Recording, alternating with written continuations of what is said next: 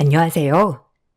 저도 늘 읽기만 하다가 처음으로 이런 곳에 익명으로 글을 써봅니다. 저는 30대 후반이고 남자예요. 저희 가족은 부모님, 형, 저 이렇게 네 식구였죠. 워낙 태어날 때부터 집안 환경이 유복하다 보니 저와 형은 미래에 대해 걱정보다는 오히려 어떻게 하면 더 행복하게 살 수 있을까를 고민하고 살았어요. 부모님은 두 분 다 교육자셨고 저는 공대를 졸업하고 대기업 직장인으로 자리를 잡았어요. 어렸을 때부터 적극적이었던 저와는 반대로 형은 소극적인 사람이었기에 부모님이 늘 걱정하셨죠. 저는 친구가 많았던 반면에 형은 친구도 없고 어렸을 때 늘 저랑만 놀았던 극소심쟁이였거든요. 그래도 우리 형이라 참 좋았습니다. 언제나 모나지 않고 착한 사람이기 때문에 부모님도 별다른 걱정을 하지 않았어요. 형은 대학교를 졸업하고 공무원 준비를 하였습니다. 공무원은 되기만 하면 평생 걱정 없어. 그러니까 힘들어도 조금만 참고 열심히 준비해봐. 충분히 잘할 수 있어. 네, 일단 2년 정도 생각하고 있어요. 제가 최대한 빨리 붙어서 부모님한테도 효도할게요. 늘 걱정만 시키는 것 같아 죄송해요. 아유, 무슨 말을 그렇게 하니? 걱정은 무슨? 괜찮으니까 혹시라도 공부가 힘들면 엄마 아빠한테 언제든 말해. 알겠지? 힘들긴요. 가만히 앉아서 공부하는 게 이 세상에서 제일 쉽죠. 제가 빨리 자리를 잡아서 아빠 엄마도 마음의 짐을 더 셔야 할 텐데. 그런 생각 말아라. 원래 늦게 피는 꽃이 있는 법이야. 그러니까 천천히 마음 조급해하지 말고 공부해. 그러면 때가 올 거야. 형은 공무원 준비를 한다고 하고 2년을 고시 공부를 시작했죠. 고시 공부를 시작한 형은 원래도 소심했지만 눈에 띄게 더 소심해지기 시작했어요. 사회생활을 활발히 하는 저와는 다르게 형은 늘 방에 틀어박혀 공부만 하다 보니 점점 더 어두워졌죠. 그런 형이 저는 더욱더 걱정되기 시작했습니다. 하나밖에 없는 형이 괜스레 주눅이 드는 건 아닌가 싶어서요. 원래도 소심한데 점점 더 소심해지는 것 같아서 제가 괜스레 신경도 써보고 장난도 쳐보기도 하였죠. 그렇게 형에게 최대한 위로가 되려고 했죠. 형, 기운 내. 시험만 붙으면 진짜 괜찮을 거야. 그러니까 괜스레 주눅 들 필요 없어. 아, 맞다. 형, 용돈 다 떨어졌지? 아니야, 됐어. 내가 너한테 무슨 용돈까지 받냐? 염치 없게. 부모님이 주신 거 충분하니까 걱정 안 해도 돼. 마음 써줘서 고맙다. 에이, 형제 좋은 게 뭐야. 자, 여기. 중간에 밥 거르지 말고 꼭 밥 챙겨가면서 공부해. 그러다 몸 상할라. 알겠지? 고맙다. 내가 너한테까지 이렇게 신세를 진다니. 형이라는 게 빨리 자리를 잡아야 할 텐데. 그래도 너라도 부모님 걱정 안 시켜서 다행이야. 만약 너까지 공부한다고 했으면 부모님 얼마나 걱정이 많으셨겠어. 늘 고맙다. 그리고 힘을 줘서 고마워. 형과는 어려서부터 각별한 사이였기에 이렇게 공부를 하는 형을 간간히 옆에서 물질적으로나마 도와주었습니다. 형은 저에게 고마워하면서도 형에 대한 면이 덜 선다면서 미안해 할 때도 많았죠. 그래도 조금이라도 제가 보탬이 된다면 저는 그런 형에게 보탬이 되고 싶어졌어요. 그러다 2년이 흘렀고 형은 공무원 시험에 낙방했죠. 시험에 떨어져서 큰일이 났다기보다 낙담할 형의 모습에 엄마와 아빠 그리고 저는 오히려 형의 마음을 먼저 헤아렸어요. 그 정도로 형을 많이 신경 쓰려고 했죠. 형, 괜찮아? 그래도 내년에 또 있으니까 마음 좀 추스르고 너무 낙담하지 마. 좋은 기회는 분명히 올 거야. 내 친구 영수 알지? 영수는 지금 공무원 준비만 4년째 하잖아. 그 정도로 요새 경쟁률도 심하고 공무원 되기가 진짜 하늘의 별 따기잖아. 그래, 민수 말이 맞아. 그러니까 너무 낙담하지 마. 엄마 아빠는 꼭 네가 공무원 하지 않아도 되니까, 알겠지? 늦게 피는 꽃이 있다고 했지. 그러니까 민철이도 낙심하지 말고 조금만 더 노력해보자. 공무원이 아닐 것 같으면 애초에 다른 길로 가도 괜찮아. 그러니까 언제든 주저 말고 말하렴. 네가 괜히 공무원 한다고 해서 우리가 너한테 부담만 준 건 아닐지. 이렇게 부모님과 제가 형을 위로하였는데 형이 예상 밖의 말을 내뱉었죠. 형의 한마디에 저희는 혼란의 상태가 됐어요. 그렇게 착하고 늘 고분고분하던 형이 갑작스레 모든 걸 그만두고 결혼을 한다고 한 것이었죠. 저희는 형의 연애에 대해 꿈도 꾸지 않았기에 너무 당황스럽긴 마찬가지였습니다. 연애만 하는 게 아니라 지금 당장 결혼을 하고 싶다고 했으니까요. 저 사실 시험을 떠나서 결혼하고 싶은 여자가 생겼는데 허락해 주세요. 제가 공부할 때 큰 힘이 돼준 여자친구예요. 형, 여자친구가 있었어? 와, 대박 쇼킹인데? 아니, 어떻게 만난 거야? 공무원 준비 전부터 알게 된 여자야? 뭐라고? 아니, 갑자기 결혼이라니. 결혼이 무슨 애들 장난인 줄 아니? 너 시험 떨어져서 힘들어할까봐 우리는 이렇게 네 눈치를 보고 있는데 뜬금없게 결혼이란 소리를 해? 너 너무 충격받아서 그러는 거 아니니? 이 문제는 나중에 얘기하자. 기뻐하는 저와 다르게 엄마와 아빠는 걱정 어린 눈빛이었어요. 그도 그럴 것이 아직 형은 이렇다 할 직업도 없었고 지금 공무원 준비를 하다 떨어졌는데 갑자기 결혼을 한다고 하니 엄마와 아빠는 걱정이 앞선 것도 사실이었죠. 저도 그건 이해했고요. 형은 한다면 하는 사람이었기에 걱정이 많이 되었죠. 저렇게 한번 마음먹기 시작하면 직진만 하는 남자였기 때문이었죠. 그래도 네가 아직 직업도 없는데 결혼은 이른 거 아니니? 뭐 하는 사람이야? 회사원이냐? 네가 꼭 공무원을 하지 않더라도 번듯한 직업이라도 있어야 저 자식 먹여 살리지 않겠소? 갑자기 결혼을 한다고 하니까 당황스럽구나. 이 얘긴 나중에 하자. 저도 많이 생각한 거예요. 그냥 지금 결혼 먼저 하고 다시 공부 시작하고 싶어요. 그렇게 허락해 주시면 안 될까요? 민철아, 말이 되는 소리를 해야지. 뭐 하는 사람인데. 일단 그건 그렇고 너 앞으로 그런 계획이 뭐니? 결혼이 애들 장난도 아니고 한평생 네가 책임져야 되는 건데 지금 네가 솔직히 무슨 일을 한다고 결혼을 한다고 해? 그건 아닌 것 같다. 평범한 회사원인 저와는 달리 형의 걱정을 많이 하셨던 터라 엄마 아빠는 결혼을 반대하셨죠. 하지만 형은 완고했어요. 결혼을 하고 취직을 하던지 공부를 하던지 둘 중 하나를 하겠다였고 형의 완고한 고집에 결국 엄마 아빠는 허락해 주었죠.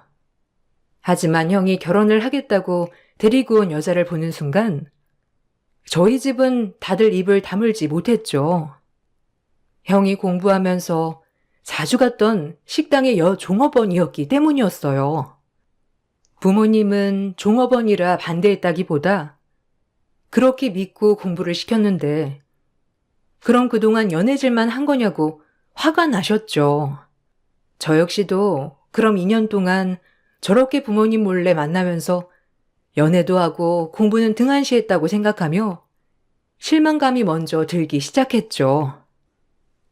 뼈 빠지게 돈 벌어서 뒷바라지 시켰더니 그동안 식당 드나들면서 연애진이나 한 거야? 아유, 한심해. 어떻게 그렇게 한심해? 유일하게 저한테 위로가 돼준 사람이라고요. 그러니까 그냥 엄마 아빠는 허락해 주세요. 제가 행복하다는데 왜 말리시는 거예요? 아휴, 기가 막혀. 민철아, 너 정말 엄마 이렇게 실망시킬래? 엄마가 너한테 많은 걸 바랬어? 아휴, 지 손으로 뭐 하나 이룬 것도 없으면서 결혼을 한다고 하질 않나? 그 결혼할 상대가 고시식당 종업원? 너 정말, 아휴, 마음대로 해. 알아서 하란 말이야. 제가 책임질 거예요. 유나 책임질 수 있으니까 그냥 허락만 해주세요. 어차피 허락 안 해주셔도 전 결혼은 할 거니까. 부모님은 결사 반대를 하셨지만 어려서부터 한 고집했던 형을 이길 수는 없었죠. 그렇게 처음으로 형수님이 인사 오는 날 보통이 아니라고는 느꼈지만 대단했습니다. 형을 어떻게 구워 삶았는지 알 것 같더군요. 부모님도 썩 내켜하진 않으셨지만 이왕 허락하기로 한 거 좋은 마음으로 허락하자라고 생각하시는 것 같았고요. 그 대바라진 모습이 참 인상적이었어요. 안녕하세요. 처음 뵙겠습니다. 민철 씨한테 말씀 많이 들었어요. 제가 민철 씨가 식당에 올 때마다 소시지를 무료로 많이 줬거든요. 이게 인연이 되어서 여기까지 온 건가 봐요. 어머님, 아버님, 그리고 도련님, 잘 부탁드릴게요. 예쁘게 봐주세요. 아, 네. 저희도 형한테 말씀 많이 들었어요. 그래도 공부할 때 옆에서 힘이 돼주기가 쉽지 않았을 텐데 감사합니다. 에이, 뭐 제가 한 게 있나요? 민철 씨야 굳이 공무원 시험에 붙지 않더라도 장남이고 뭐 재산도 있다고 하니까 저야 손해볼 건 아니죠. 안 그런가요? 제가 좀 솔직한 스타일이거든요. 그래서 그런 거니까 놀라지 마세요. 요즘 사람들이 아무리 솔직하다고는 하지만 좀 많이 솔직하네. 그럼 결혼하고 계속 일은 할 거니? 아, 뭐 일을 해야 한다면 하겠지만 민철 씨도 그렇고 결혼하면 제가 민철 씨가 잘 되게 내조해야 하지 않을까요? 둘 다 이렇다 할 계획이 없구나. 참. 한 명이 계획이 없으면 한 명이라도 계획이 있어야 할 텐데. 정체적 난국이야, 아주. 아유, 걱정 마세요. 유나랑 함께라면 모든 걸 헤쳐나갈 수 있으니까요. 그러니까 엄마 아빠는 저만 믿어주시면 돼요. 형에게 딸려올 재산을 생각한다는 말에 아빠와 엄마는 표정이 굳어졌고 저 역시도 마찬가지였어요. 순진한 형을 저 속물스러운 형수가 정말 단단히 구워 삶았다고 생각하며 형을 말리고 싶었죠. 하지만 이미 형수에게 콩깍지가 씌인 형은 저희가 말린다고 말려지지 않았어요. 부모님은 정말 울며 겨자 먹기로 결혼을 승낙하셨고 그렇게 결혼식을 진행하게 되었어요. 부모님은 직업도 없는 형에게 결혼 선물로 건물을 하나 증여해 주시면서 건물세라도 받고 살라고 하셨죠. 그렇게 형은 저희 집과 완전히 독립을 한 채 살아갔습니다. 부모님은 마음 한편엔 계속 똘똘음해 하셨지만 이제 결혼도 했으니 이젠 그만 신경 끄자라고 하셨죠. 민수, 너도 잘 들어. 엄마는 진짜 네 형한테 모든 걸 다 포기했어. 어려서부터 마음도 약하고 소심한 형이 혹시라도 잘못될까봐 늘 오냐오냐 키웠는데 엄마가 정말 잘못 키운 것 같아. 이제 와서 뭐라고 하겠냐마는 넌 정말 엄마 실망시키지 마. 아휴, 걱정 마, 엄마. 어쩌다 형이. 근데 형수 탓할 것도 없어. 어차피 끼리끼리야. 형도 똑같다고 생각해, 나는. 부모님은 형에게 오로지 기대를 저버리셨기에 이제 남은 저에게 더욱 기대를 하시는 것 같았어요. 그게 부담스러울 때도 있었지만 부모님 마음이 오죽할까 싶어 그 마음을 헤아려 주었죠. 결혼 후 첫 명절이 되었고 형수와 형이 저희 집에 명절을 새러 오는 날 또 한 번 형수 때문에 엄마와 아빠는 크게 불쾌해 하셨어요. 정말 개념이 없는 사람이었죠. 어머, 어머니, 이거 선물 들어온 거예요?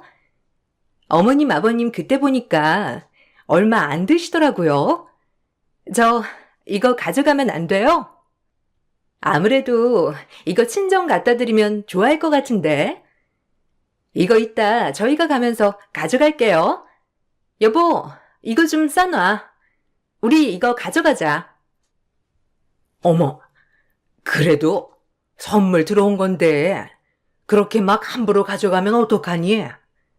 사돈 어른께 드릴 거는 우리가 따로 마련해 놨으니까, 그건 다시 제자리로 갖다 두렴. 아버님 친구분이 선물해 주신 거, 우리도 뜯어보지도 않은 거를 그렇게 마음대로, 아휴. 어머, 아끼다 똥돼요, 어머니. 그래서 민철 씨네가 부자가 됐나? 하여튼 이것도 저희가 가져갈게요. 이거 저희 친정아버지가 굉장히 좋아하시는 과일이거든요. 보니까 아버님은 과일도 잘 드시지도 않던데요. 그냥 저희 주세요. 민철 씨, 챙겨. 엄마의 말을 딱 잘라먹고 본인 가져갈 거를 챙기는 모습을 보니 어처구니가 없었습니다. 엄마도 기가 막힌지 더 이상 말은 안 했고요. 형은 저런 여자가 왜 좋을까 하면서 이해가 되지 않는 날이었죠. 하지만 형수의 만행은 여기서 끝이 아니었어요. 어머, 도련님, 이거 안 입는 거예요? 아휴, 우리 민철 씨 입으면 딱이겠다. 이 브랜드 우리 민철 씨도 사주려고 했는데. 네? 아, 선물 받은 거예요. 아, 형이랑 아무래도 저랑 등치가 비슷하니까 어렸을 땐 옷도 같이 입고 그랬어요. 아, 그래요? 이거 그럼 민철 씨 줄까요? 딱 보니까 도련님 얼굴색이랑 안 어울리는 것 같아서. 민철 씨, 이거 좀 입어봐, 와서. 어이가 없었어요. 늘 이런 식이었죠. 저희 집에 오면 하나라도 가져가려고 안간힘을 쓰는 것을 보고 엄마와 아빠는 눈살을 찌푸리셨고 저 역시도 눈살을 찌푸리게 되었어요. 어쩌다 형이 저런 여자를 만났을까 싶은 마음도 들었죠. 너무 순둥한 형이 정말 이해가 가지 않았어요. 그래도 아빠와 엄마는 최대한 모든 걸 이해해 주려고 했습니다. 저 역시도 이해가 가지 않았지만 형 앞에선 최대한 티를 내지 않았고요. 그래야 형과 형수가 잘 사는 것이라 생각했기 때문이죠. 이것이 저희의 잘못인 줄 모르고요. 그래, 새약이 다 싸줘, 여보. 민철이 전이랑 고기도 좋아하니까 갈 때 먹으라고 싸주고. 너희 요새 사는 건 괜찮니?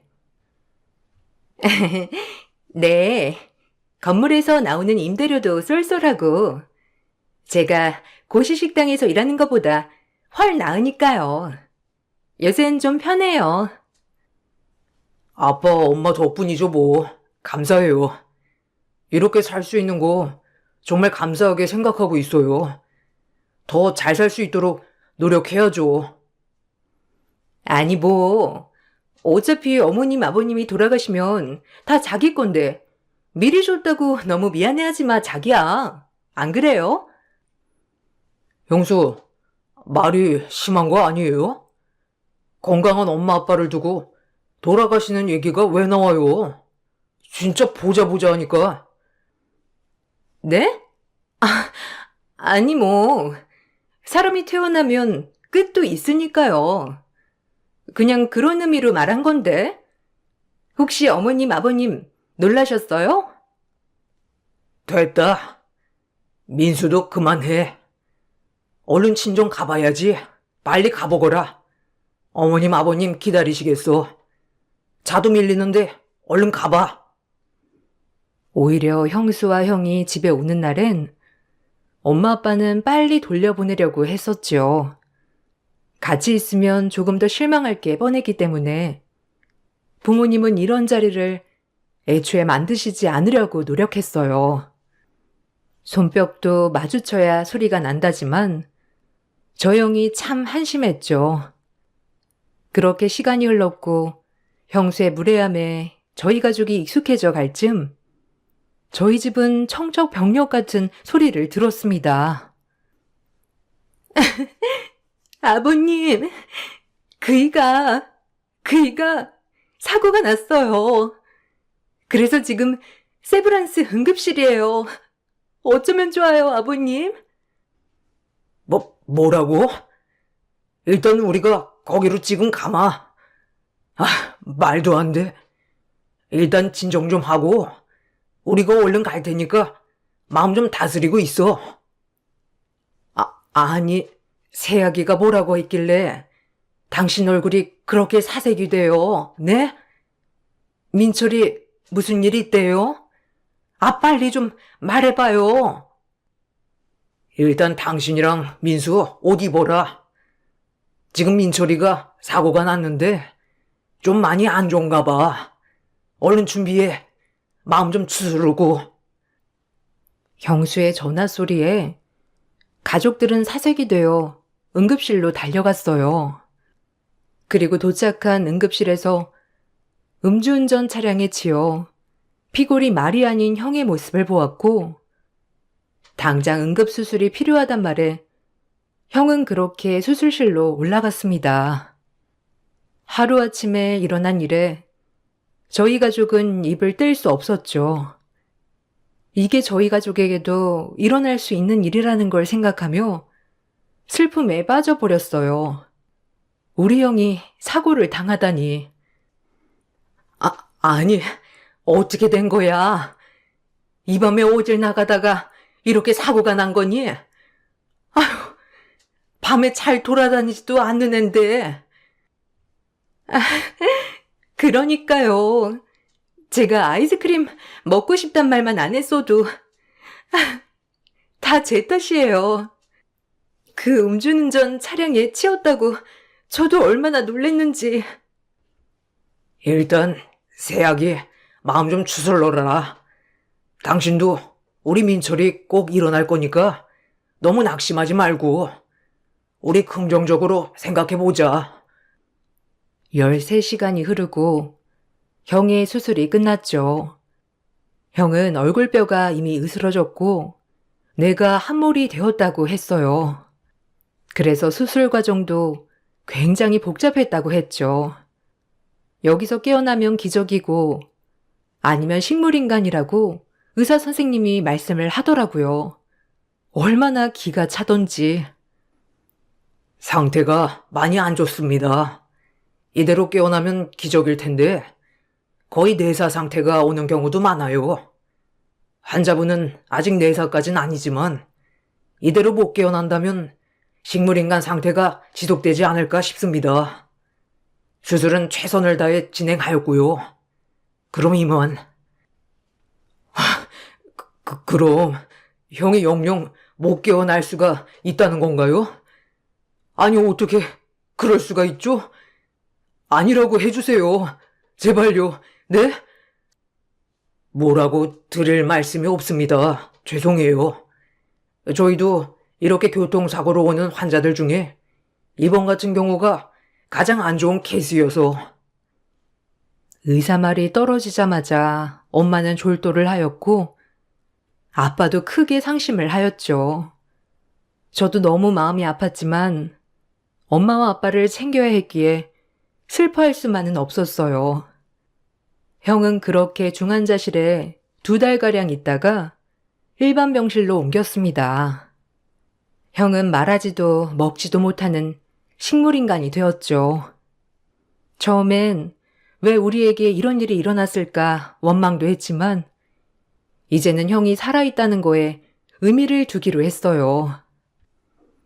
모두 낙심하지 마세요. 그래도 살아는 있으니까 우리 형 꼭 깨어날 거예요. 엄마 아빠 힘내요. 우리 형 의지 알잖아요. 그래, 민철이 꼭 깨어날 거야. 네 형 불쌍해서 어쩌면 좋니? 여보, 어떡해 우리 민철이, 민철아, 눈 좀 떠봐 제발. 엄마, 울지 마요. 형도 다 들을 순 있다잖아. 엄마가 슬퍼하면 형이 얼마나 슬프겠어, 안 그래? 그러니까 마음 좀 추슬러요. 전 오히려 엄마에게 용기를 주었어요. 형수도 제정신이 아니었지만 2달 동안 마음을 많이 추슬렀는지 전보다는 많이 밝아졌죠. 그렇게 저희는 교대로 수시로 형을 들여다보고 돌보기 시작했습니다. 주말엔 제가 무조건 쉬는 날이기 때문에 주말엔 제가 거의 형을 돌보기 시작했고 평일엔 엄마와 형수가 교대로 형을 돌보기 시작했죠. 아빠도 가끔 돌보시고요.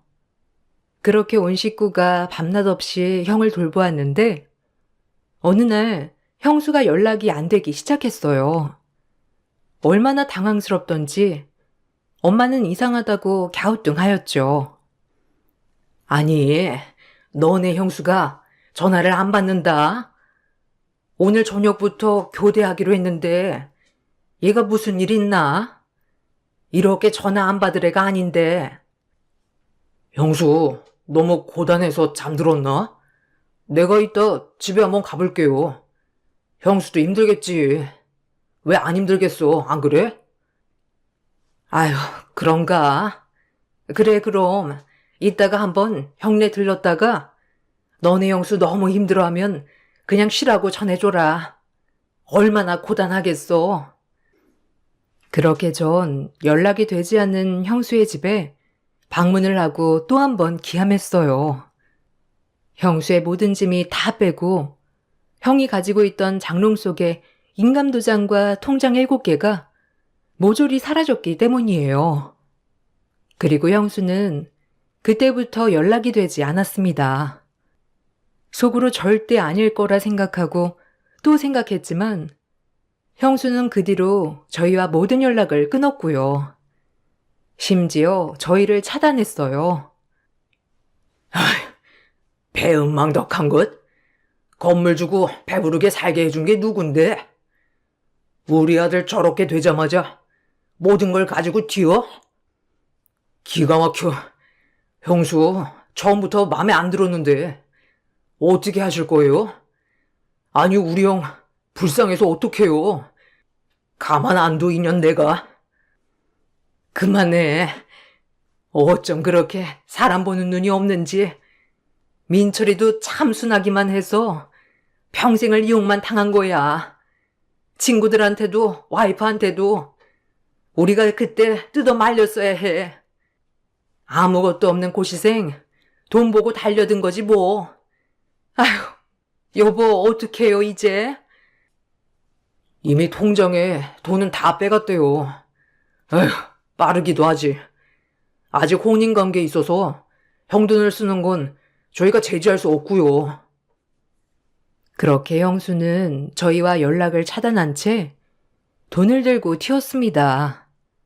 그리고 뭘 하는지 소식도 딱 감췄죠. 형을 간병하면서 형이 불쌍한 거 반, 답답한 거 반, 2가지 마음이 들더군요. 얼마나 사람 보는 눈이 없기에 이렇게 뒤통수를 맞냐 싶다가도 평생 친구도 없이 소심한 형이 얼마나 자기한테 잘해줬으면 저렇게 마음을 열고 결혼을 밀어붙였을까 싶기도 했고요. 한참 형을 바라보다 안타까운 마음이 들었어요. 그리고 또 한 번 형에게 말했죠. 빨리 일어나라고, 빨리 일어나서 기운 차리라고요. 형, 일어나봐, 빨리. 지금 엄마 아빠도 많이 힘들어해. 형이 일어나서 형수 혼내줘야지, 어? 지금 이렇게 바보같이 누워만 있을 거야? 우리 착한 형, 어쩌다가 이렇게 됐냐? 지질이 불행하지. 내가 미안해, 형. 그때 조금 더 말렸어야 했는데. 그렇게 형이 누워있는 시간이 7년이 흘렀고, 저희는 형의 병원 생활이 매우 익숙해졌죠. 그로부터 7년 후 우연히 병원 가는 길 차를 대고 커피를 픽업하는데 어디서 익숙한 사람이 제 앞을 지나갔어요. 너무 익숙해서 그 사람을 따라갔고 전 놀랐죠. 멀리 도망갔을 줄 알았던 형수가 바로 근처에서 맴돌 줄은 몰랐거든요. 자그마치 7년 만에 형수를 만나게 되었어요. 한 초등학교 앞에서 말이죠. 사람은 되짚고는 못 산다는 말이 아주 딱이었죠. 그리고 이렇게 원수가 외나무 다리에서 만나듯 만나게 될 줄은 전혀 몰랐어요. 형수, 아니에요? 박윤아, 당신 맞지? 네가 사람이야? 우리 형 아프니까 바로 버리고 형 돈을 다 들고 튀어? 우리가 너 때문에 얼마나 황당했는 줄 알아? 너 잘 걸렸다. 당장 엄마 아빠한테 가서 싹싹 빌고 그 돈 다 모조리 토해내. 알겠어? 소송 걸 거야, 너한테. 도련님? 아니, 여긴 어쩐 일로? 원래 이 길로 안 다니잖아요. 아니, 제 말 좀 들어봐요. 전 도망간 게 아니라 나중에 제가 돈 좀 불려놓고 다시 나타내려고 했어요. 그래서 우리 민철 씨 일어나면 놀라게 해주려고 그랬죠. 이거 나요. 안 나요? 저와 형수가 씨름을 하고 있을 때 형수 옆에 웬 낯선 초등학생을 보게 되었어요. 형수와 똑 닮은 얼굴을 한 초등학생. 전 바로 주저앉고 말았습니다. 어떻게 이런 일이 있을 수 있나요? 사람의 탈을 쓰고 어떻게 이러기까지 잔인할 수 있던 건지. 당신 딸이야? 지금 당신이랑 얼굴이 똑같잖아. 얘, 너네 엄마니? 네가 말해봐. 아니, 어떻게 당신이 그럴 수가 있어? 왜 그래요, 진짜? 이거 좀 놓고 말하라니까. 경찰에 신고할 거야. 예솔아, 너 먼저 가 있어. 엄마 금방 갈게, 어? 경찰에 신고해봐. 내가 바라던 바니까. 어디 경찰서 가서 누구 말이 맞는지 따져보자고. 일로 와, 당장. 경찰서 가게. 형수의 목덜미를 잡고 경찰서로 향하는 순간 형수는 저에게 무릎을 꿇고 싹싹 빌고 한 번만 봐달라고 사정을 했죠. 그리고 그간 있었던 일을 얘기하는데 너무 황당해서 말이 안 나왔어요. 사람이 이럴 수가 있는지 싶기도 하면서 어떻게 그러지라는 생각도 들었죠. 죄송해요, 도련님. 한 번만 봐주세요. 그냥 이대로 모른 척 지나가 주세요. 네? 사실 민철 씨 사고 나기 전에 저도 그러면 안 되는 건데 제가 다른 사람 애를 가진 걸 알게 됐어요. 정말 죄송해요. 근데 우연히 사고가 난 거고요. 내가 이 애랑 둘이 먹고는 살아야 하는데 차마 민철 씨 아기라고는 못하겠고 그래서 그냥 집을 나왔던 거예요. 제발.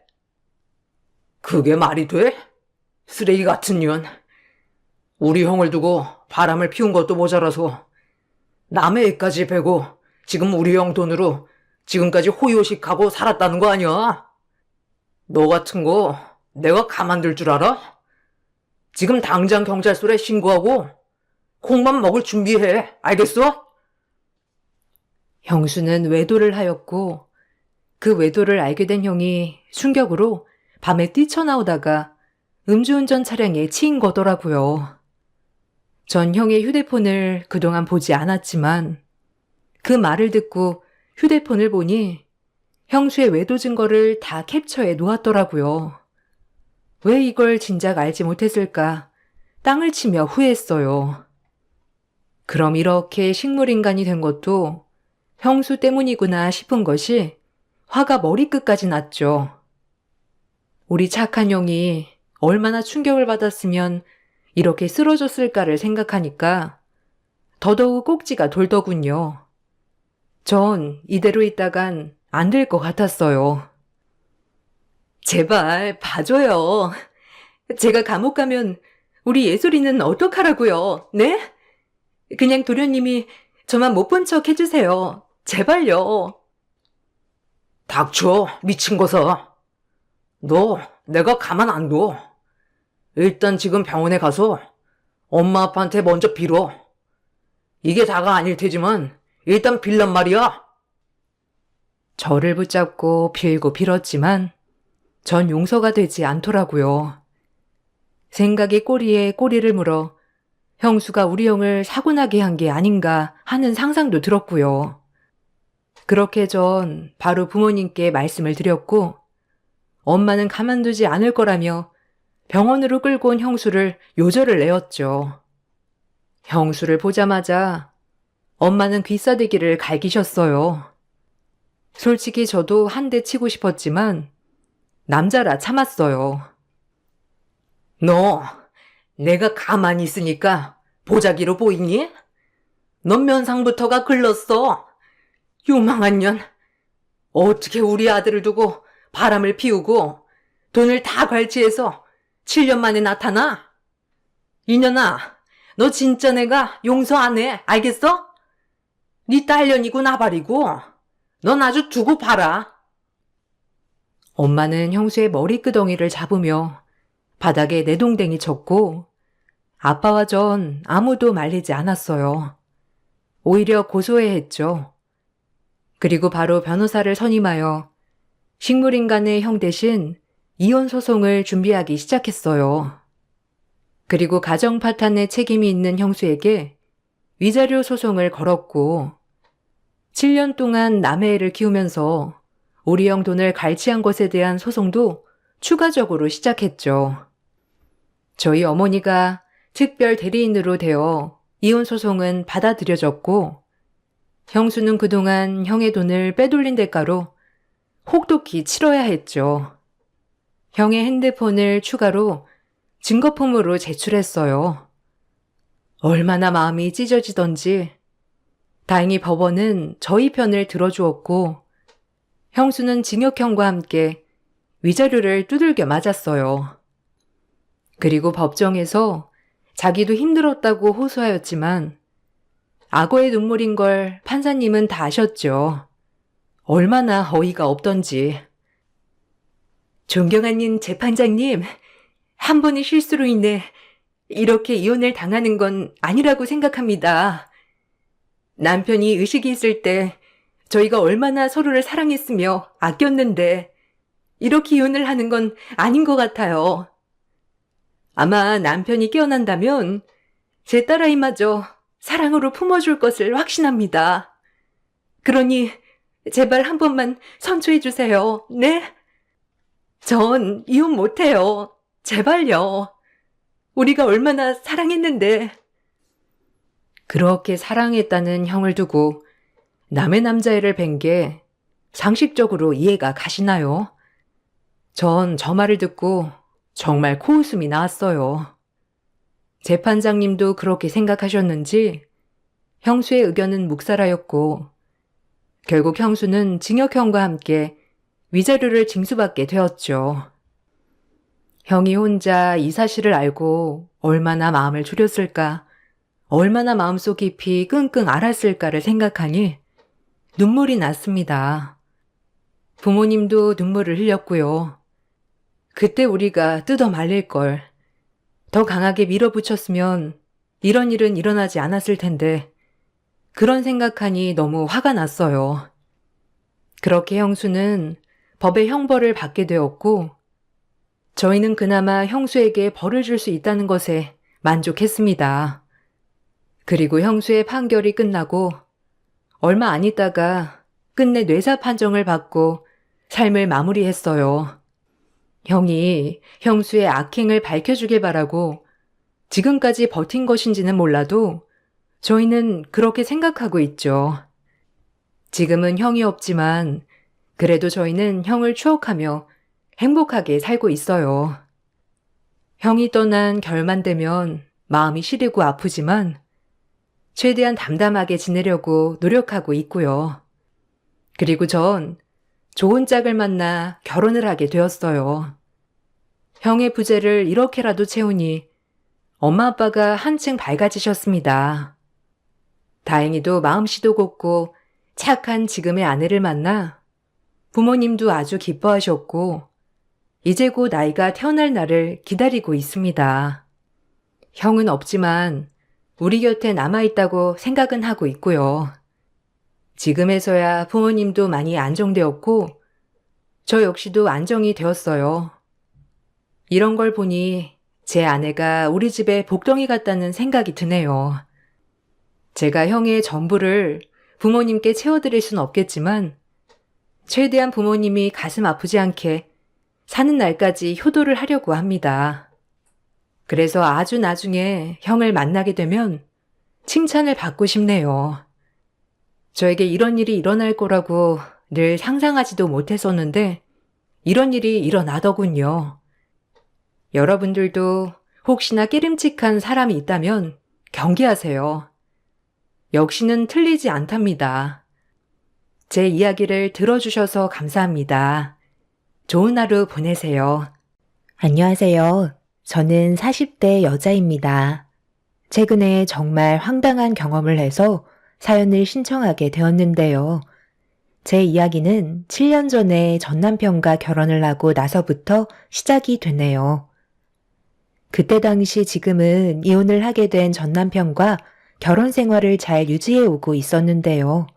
어느 날 시부께서 저희 부부를 부르셨어요. 무슨 일인지 알지 못했던 저희는 시댁으로 가게 되었고 거실로 들어섰을 때 향수 냄새가 진동을 하면서 진한 화장을 하고 저희 부부를 바라보고 있는 한 명의 여자가 소파에 앉아 있었습니다. 무슨 일인지 알지 못했던 저희는 약간 당황한 얼굴로 분위기를 살피며 조심스럽게 앉았었죠.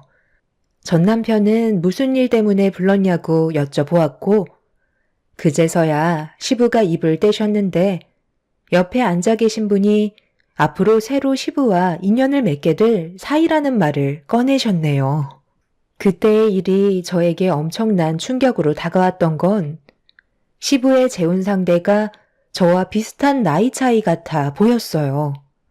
그때 당시에 남편도 당황했는지 앉아 계신 여자분께 나이가 어떻게 되냐고 여쭤보았고 예비 시모가 될 분은 저와 10살 정도 차이가 나는 상황이었습니다. 30대였던 제가 40대 중반인 분에게 어머님이라는 말을 꺼내야 되는 일이 발생이 되어 버린 거죠.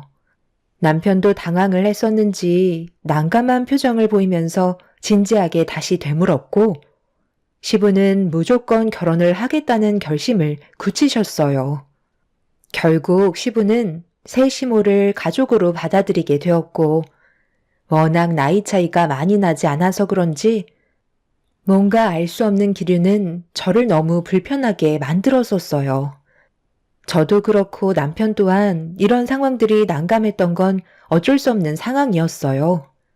저희도 결혼을 한 지 얼마 되지 않았었는데 갑자기 시부께서 결혼을 하겠다며 데려온 여자가 20살이나 차이가 나는 분이었기 때문에 무슨 의도로 접근했는지부터 의심을 하게 만들었고 좋은 시선이 갈 수가 없었던 거였죠.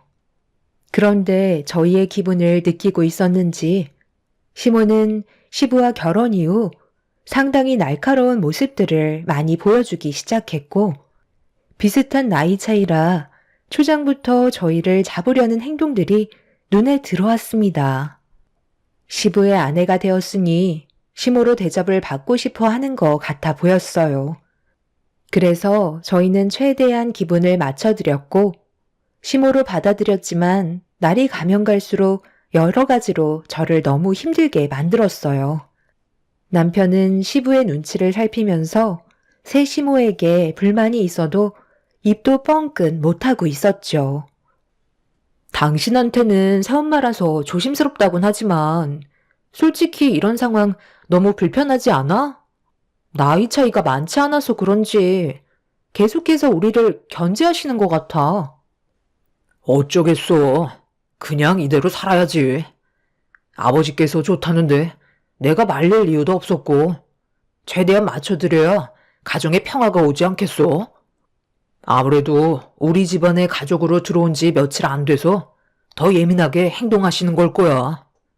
시간이 지나면 크게 문제될 일은 아닌 것 같은데. 당신이 좀 불편하다고 생각되면 아버지 집에 가는 횟수를 좀 줄이던가 하면 되지. 나도 솔직히 불편하긴 하지만 친어머니가 세상 떠나시고 몇 년간 외로우셨는지 얼굴에는 그늘이 가득하셨는데 지금은 밝게 웃으시니까 나는 차라리 이게 좋은 것 같아. 그리고 아버지도 젊은 새어머니 들이셔서 젊게 사시려고 노력하고 계시잖아. 남편은 좋게 생각하라며 처음은 모든 게 서툰 거라고 얘기했지만 저는 시모에게서 느껴지는 기운이 별로 좋아 보이지 않았습니다. 여자는 여자가 잘 안다고 남자가 모르는 무언가 심리적인 불편함이 있었는데 시부가 별일 없으면 웬만해선 시댁에 와서 시간을 보내길 원하고 계셨습니다. 서로가 하루빨리 가까워지길 바라셔서 그런 건지 약간 강압적인 모습을 보여주셨죠. 남편도 어쩔 수 없다며 당분간만 시부의 말을 따르는 게 좋을 것 같다는 의견을 내세웠고 저도 며느리로 들어온 지 얼마 되지 않았기 때문에 불만이 있어도 시간이 해결해 줄 거라 생각하며 주말에 시댁을 찾아가게 되었어요. 시댁에 들어가자마자 눈앞에 펼쳐진 광경은 시부가 시모를 떠받들며 살고 계셨죠. 시모는 손가락 하나 까딱하지 않고 시부에게 모든 걸 시키고 계셨어요. 뭐가 그리 좋으신지 불만 하나 가지지 않으시곤 바쁘게 움직이셨죠.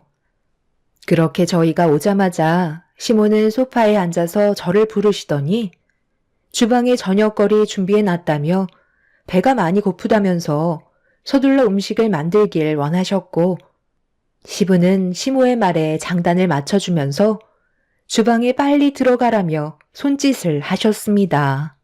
남편도 난감했는지 저와 시부의 눈치를 보고 있었지만 아무 말도 해주지 않은 채 자리에 앉아 버렸습니다.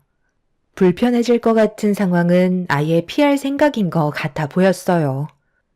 솔직히 남편의 태도에 기분이 좋지 않았지만 시부의 눈치가 보여서 어쩔 수 없이 주방으로 들어갔는데 눈앞에 펼쳐진 식재료를 보곤 입을 다물지 못하고 있었네요. 어떤 음식을 만들라고 하시는지 알 수 없을 정도로 너무 많은 재료가 주방 테이블에 올려져 있어서 거실로 나와 시모에게 어떤 음식을 만들어야 하는지 물어보자 시모가 처음으로 자리에서 일어나 주방으로 들어오셨습니다. 그리곤 싱크대에 몸을 기대고 팔짱을 끼시더니 저를 위아래로 훑어보면서 한마디 하셨네요. 내가 그런 것까지 일일이 알려줘야 하는 거야? 눈앞에 보이는 재료를 보고 그냥 눈치껏 알아서 준비하면 되는 거지. 너는 왜 이렇게 손이 많이 가니? 뭐가 드시고 싶으신지 말을 해 주셔야 제가 정확하게 준비를 하죠. 알아서 준비했는데 원하시는 음식이 아니면 마음에 안 드실 수도 있잖아요. 방금 뭐라고 그랬어? 그냥 알아서 하고 싶은 거 하라는 거잖아. 얼마나 음식 솜씨가 좋은지 보려는 거라고. 이런 것까지 하나하나 말해줘야 하는 게 얼마나 귀찮은지 알아? 그리고 너, 지금 나를 대하는 말투가 그게 뭐야? 내가 너랑 나이 차이가 많지 않다고 해서 무시하는 거니? 얼마 차이 나지도 않는데 시애미 행세하니까 상당히 마음에 안 드나 봐. 내가 계속 지켜보고 있는데 너 계속 눈에 거슬리거든? 분명히 얘기하겠는데 표정 관리 잘하고 말투부터 고쳐라. 그렇게 하지 않으면 아주 눈물을 쏙 빼놓고 내쫓아 버릴 거니까 알겠어? 내가 너보다 나이가 많은 건 변함없는 사실이니까 지킬 건 지키라는 거야. 학력이 고졸이 끝이라서 개념이 없는 건지 아니면 원래 사회생활을 못하는 거야? 제발 눈치껏 좀 행동하라고. 내 말 알아먹었으면 당장 음식 준비해라. 주방이 시끄러워지자 시부와 남편이 급하게 달려왔고 시부는 시모에게 다가가 무슨 일이냐고 물어보자 시모는 음식 좀 준비하라고 했는데 제가 말투부터 표정이 좋지 않아서 따끔하게 한 소리 했다며 자기가 나이가 어려서 무시당하는 것 같다고 갑자기 눈시울을 붉히시더니 남편과 시부가 보는 앞에서 눈물을 쏟아내기 시작했어요. 그 모습을 보는데 너무 어이가 없어서 방금 있었던 일에 대해 설명을 하려고 입을 떼려는 순간 시부가 저를 보며 화를 내셨습니다. 너랑 나이 차이가 많지 않아도 너한텐 시어머니면 그만큼 예의는 갖춰야 하는 건데 어디서 버릇없이 행동하는 거야? 아직 서로 모르는 게 많고 맞춰가려면 최대한 배려하고 이해해야 되는 거라고. 내가 저번에도 말을 했었는데 지금 시애비 말까지 무시하는 거냐? 군말 말고 지금 당장 시어머니께 사과드리지 못해? 아버님, 왜 저한테만 뭐라고 하세요? 방금 설명드렸잖아요. 어떤 음식을 해야 하는지 몰라서 여쭤본 것뿐인데 그런 것까지 일일이 설명해줘야 하냐며 오히려 저한테 뭐라고 하셨다니까요. 저도 이 집안의 며느리로 들어왔고 아버님께서 얘기하신 대로 최대한 예의 갖추면서 조심하고 있는데 그런 식으로 말씀하시면 너무 서운하죠. 아버님은 새 어머님밖에 안 보이세요? 그렇게 하신 행동들이 오히려 더 안 좋은 분위기를 만들어가는 거라고요. 너 지금 내 말에 대드는 거냐? 아들, 네가 여자 하나 잘못 데려와서 우리 집안이 문제가 생겼다. 이래서 집안에 여자가 잘 들어와야 한다는 거야. 당신 지금 아버지한테 그게 뭐하는 태도야? 죄송하다는 말 한마디 하면 끝나는 걸 왜 이렇게 일을 크게 만들려는 거야? 빨리 사과드리지 못해? 방금 충분히 상황 설명했잖아. 내가 잘못한 게 있어야 사과를 드리지. 아버님 정말 죄송한데요. 저는 이런 기분으로 이 집안에 더 이상 못 있겠어요. 오늘은 이만 돌아가 볼게요. 나는 오늘 친정에 가 있을 테니까 당신은 여기 있던지 아니면 집에 가 있던지 알아서 해. 내가 이런 대접 받으려고 당신이랑 결혼했는 줄 알아? 저는 너무 어이가 없어서 시댁에 들어온 지 얼마 되지도 않았는데 짐 챙겨서 현관문을 박차며 밖으로 나왔어요. 제가 왜 욕을 먹어야 하는지도 모르겠고 일방적으로 저한테만 잘못이 있다는 시댁 식구들에게 너무 큰 실망을 하게 되었네요. 거기에다가 내 편이 되어줘야 될 남편은 오히려 시부와 새 시모의 편을 들어줬을 때 처음으로 남편과 결혼한 걸 후회하게 되었습니다. 결국 주말에는 집에 가지 않고 친정에서 보내게 되었어요. 부모님께서 갑자기 찾아온 저를 보며 무슨 일이 있었냐고 물어보시길래 모든 걸 솔직하게 얘기하고 싶었지만 부모님께 괜한 걱정 끼쳐드리고 싶지 않았고 일단 저부터 머릿속을 정리하는 게 우선이었던 터라 나중에 설명드리겠다며 대충 넘어갔지만 부모님께서는 대충 눈치를 채신 것 같아 보였어요. 그렇게 주말에 친정에서 머리를 식힌 다음 늦은 저녁쯤에나 집으로 돌아갔는데 남편이 화가 잔뜩 난 얼굴로 분위기를 잡고 있었습니다. 그 모습을 보는데 별로 말도 걸고 싶지 않아 방으로 들어가려 하자 남편이 벌떡 일어나 저를 거실 한가운데로 밀쳤습니다. 뭐 하는 거냐고 소리를 지르자 남편은 되려 저보다 더 큰 소리로 화를 내며 막말을 퍼붓기 시작했어요. 그걸 몰라서 물어? 당신 때문에 내가 얼마나 난감했는지 알아? 아무리 화가 나도 그렇지. 그런 식으로 나가면 나보고 뒷수습을 어떻게 하라는 거야? 그럼 당신이 내 편을 들어주지도 않고 아버님이랑 새어머님 편만 들어주는데 내가 거기에 더 있어야 될 필요가 있는 거야? 내 입장에서는 조금도 이해해주려 하지 않았잖아. 더 이상 길게 말해봤자 대화도 안 통할 것 같아서 나온 건데 그게 뭐가 잘못됐어? 지금 나 상당히 피곤하거든. 오늘은 서로 건들지 않는 게 좋을 것 같은데? 어찌됐든 나는 잘못한 게 조금도 없으니까 내가 먼저 사과드릴 거라는 기대는 하지 마. 당신한테도 정말 실망이야. 그럼 내가 그 자리에서 당신 편을 들면 집안 싸움밖에 더 나? 나는 최대한 좋게 끝내려 했을 뿐이라고. 당신이 오히려 모든 걸 다 망쳐놓은 거야. 내가 그때 나오지 않았다면 더 큰 싸움으로 번졌을지 몰라. 당신은 새어머님 보면 몰라? 성격 장난 아니야. 당신 집안을 통째로 삼킬지도 모른다고. 눈빛이 남들과는 다르다는 거야. 내가 봤을 때 새어머님은 아버님 재산 보고 들어온 것 같아. 그것 말고는 솔직히 이유가 없잖아? 20살이나 차이가 나는데 상식적으로 이해가 안 되잖아. 돈 말곤 새어머님이 접근할 이유가 없어. 당신 집안 망하기 전에 두 분 하루라도 빨리 갈라서게 하는 게 좋을 거야. 당신이 뭘 안다고 그래? 두 분 사이가 얼마나 좋은데. 괜히 젊은 분이 시어머니로 들어와서 대우해주기 싫다는 걸로밖에 안 보이거든. 남편과는 더 이상 대화할 가치도 없는 것 같아 남편을 밀친 뒤 방으로 들어와 버렸습니다. 이미 남편의 행동에 정이 뚝 떨어져 버린 저는 차라리 아이를 가지기 전에 이혼을 하는 게 좋을 것 같다는 생각을 하게 되었고 머릿속에 이혼이 떠나가질 않았어요. 그만큼 남편에 대한 실망을 너무 크게 하게 되었죠. 그렇게 남편과 냉전의 상태가 되었고 제대로 된 결혼 생활을 유지하지 못하고 있는 상태에서 제가 시댁에도 가지 않고 버티고 있자 시모가 저희 집을 찾아오게 되었네요. 남편은 시부와 따로 시간을 보낸다며 일찍 나갔는데 전부 다 계획적으로 보였어요. 남편이 나가자마자 몇 시간 뒤에 새 시모가 집으로 찾아왔었거든요.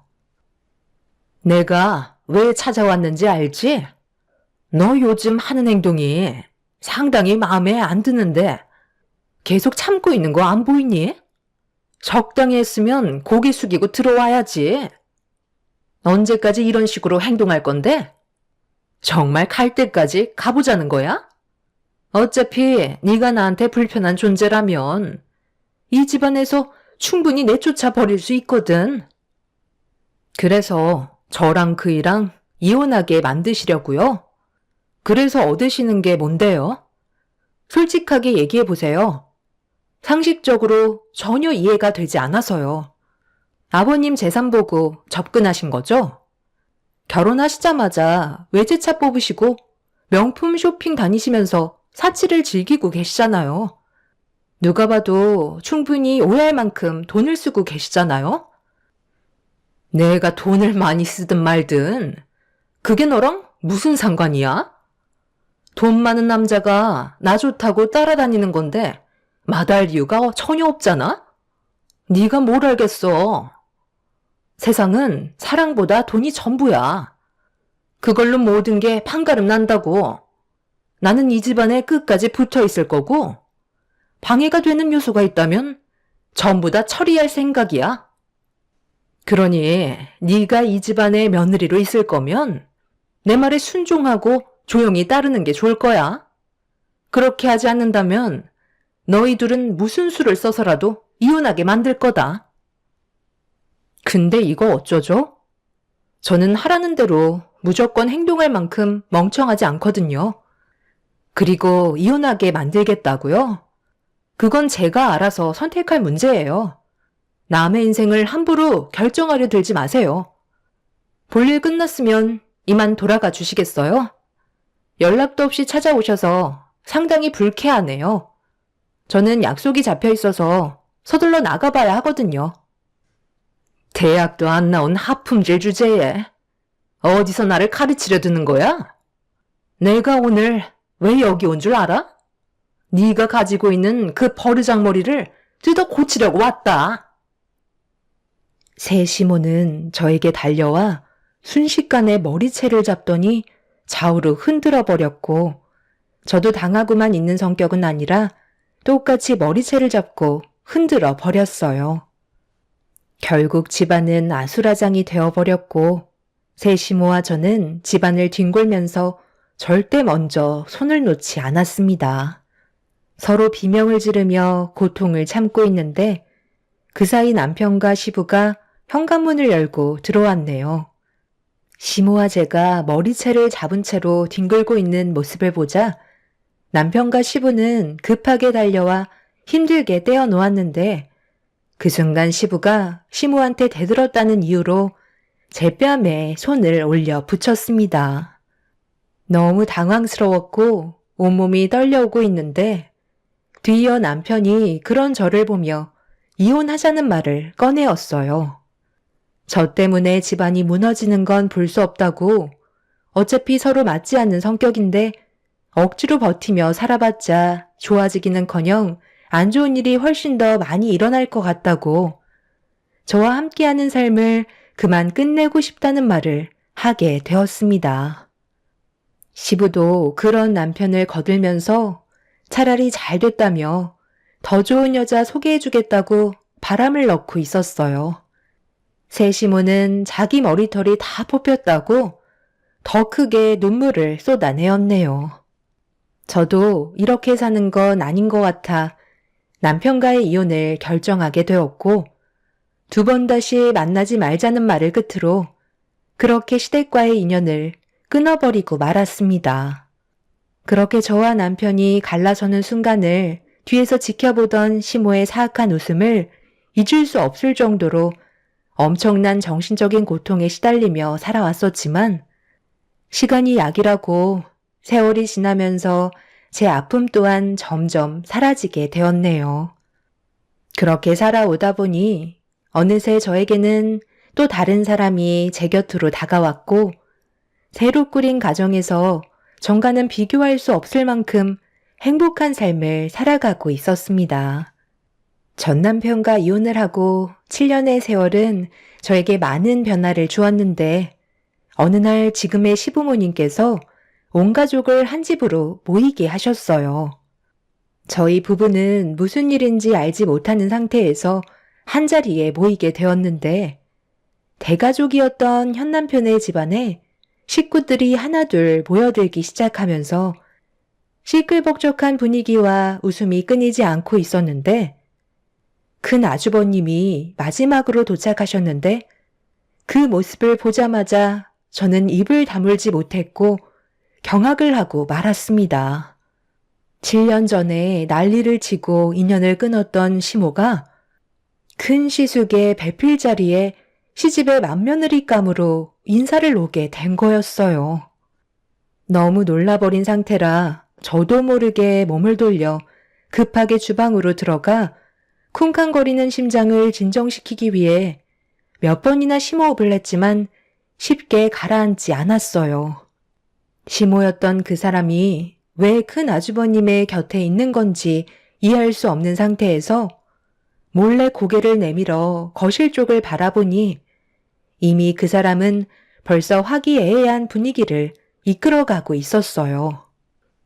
그런데 셋째 형님이 화장실에서 볼일을 보고 나오셨는지 주방에 몸을 숨기고 거실을 바라보고 있는 저를 보며 뭐 하는 거냐고 어깨를 툭 치길래 셋째 형님을 데리고 급하게 몸을 숨겨 뒷마당으로 빠져나왔어요.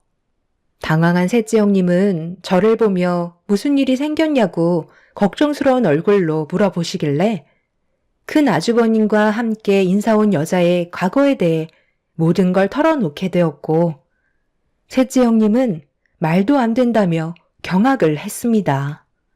셋째 형님은 둘째 형님한테 전화를 해선 잠시 뒷마당으로 불렀고 제가 한 말에 대해 전부 다 설명해주며 절대 큰 아주버님과 결혼을 하게 해선 안 된다고 서로 진지하게 의논을 하게 되었어요. 그렇게 둘째 형님과 셋째 형님은 자리에 돌아가 앉았고 저는 남편에게 전화를 걸어 뒷마당으로 급하게 불렀어요. 그런 다음 제가 겪었던 과거에 대해 대충 알고 있던 남편한테 큰 아주버님 옆자리에 앉아있는 사람이 바로 그 여자라며 이 결혼은 절대 성사되면 안 된다고 확실하게 못을 박았죠. 남편의 얼굴은 사색이 되었고 저는 차라리 모습을 나타내지 않는 게 좋을 것 같다며 나머진 남편이 알아서 하겠다고 자리로 돌아가게 되었습니다. 그렇게 멀리에서 분위기를 살피고 있는데 남편은 셋째와 둘째 아주버님을 따로 불러 무언가 알 수 없는 대화를 주고받았고 모두가 이 사실을 알게 된 상태에서 저는 거실의 분위기를 살피기 위해 몰래 주방으로 다시 들어와 귀를 기울이며 그 여자가 어떤 말을 하는지 묵묵히 듣고 있었습니다. 제가 봤을 때 큰 아주버님의 건강이 많이 안 좋은 걸 알고 접근한 것 같아 보였어요. 영애 씨랑은 골프장에서 만나게 됐는데 내가 도움을 많이 받았거든. 몸이 좋지 않다 보니 여러 가지로 챙겨주는 모습이 너무 고마웠고 그렇게 만남을 지속하다 보니까 나도 이제 다시 한 여자에게 정착하고 싶다는 생각이 들어서 결혼을 결심하게 됐어. 다들 알겠지만 내가 그동안 사별 후 여자를 만나지 않고 살아왔던 건 그렇게 필요성을 느끼지 못했었는데 확실히 나이가 있다 보니까 더 알겠더라고. 서로 도움을 주고받고 위로받는다는 게 얼마나 좋은 건지 알 수 있었어. 그래, 정말 다행이다. 우리가 세상 떠날 날이 얼마 남지도 않았는데 너가 다시 정착하는 걸 평생 못 볼 것 같아 얼마나 걱정했는지 아니? 말 나온 김에 최대한 빨리 서둘러서 혼인신고하고 살림 합치도록 해라. 그런데 막내 며느리는 어디 갔길래 한참 동안 안 보이는 거야? 전화 한번 해봐라. 무슨 일 생긴 거 아니지? 아, 배가 아픈지 화장실에 좀 다녀온다고 했어요. 금방 올 거니까 걱정하지 마세요. 그런데 하나 궁금한 게 있는데요. 서로 나이 차이가 너무 많이 나지 않나요? 10살 정도 차이면 요즘 시대에 많은 것도 아니잖아요. 저는 그런 거 전혀 신경 쓰지 않아요. 서로 좋기만 하면 되는 건데 나이 차이는 숫자에 불과하죠. 그럼 이번이 초혼이세요? 아니면 재혼이세요? 지금까지 혼자 사셨던 건 아닌 것 같은데. 재혼 맞으시죠? 그럼 혹시 자녀는 있으신가요? 재혼은 맞는데요. 일찍 헤어졌어요. 성격 차이가 너무 심해서 어쩔 수 없이 이혼을 선택하긴 했지만 지금 그게 중요한 건 아니잖아요. 자녀는 없으니까 걱정하지 마세요. 서로 초면인데 생각보다 너무 날카로운 질문들을 하셔서 제가 좀 당황스럽긴 하네요. 어머님, 연세가 8순이신데 너무 정정해 보이세요.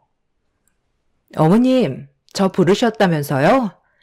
배가 아파서 잠깐 화장실에 좀 다녀왔어요. 일단 과일이라도 좀 내올까요? 어머, 안녕하세요. 처음 뵙겠습니다. 그 여자는 저를 보며 밝게 인사를 건네더니 제 얼굴을 보자마자 사색이 된 표정으로 갑자기 딸꾹질을 하기 시작했어요. 전 시모는 제 눈을 피하면서 잠깐 화장실에 좀 다녀오겠다며 급하게 자리에서 일어나길래 저는 시부모님께 과일 좀 내오겠다고 주방으로 들어가는 척 하면서 그 여자를 뒤따라가 붙잡았습니다. 그리고 뒷마당으로 데리고 가서 뭐 하는 짓이냐며 화를 내기 시작했네요. 그녀는 저를 보곤 위아래로 훑어보더니 사악한 얼굴로 변해선 저를 보며 본색을 드러냈습니다. 큰 아주버님과의 결혼을 반대한다는 말을 하자 그 여자는 저에게 가까이 다가오더니 예전처럼 머리털 다 뽑히고 싶냐는 막말을 퍼부었네요.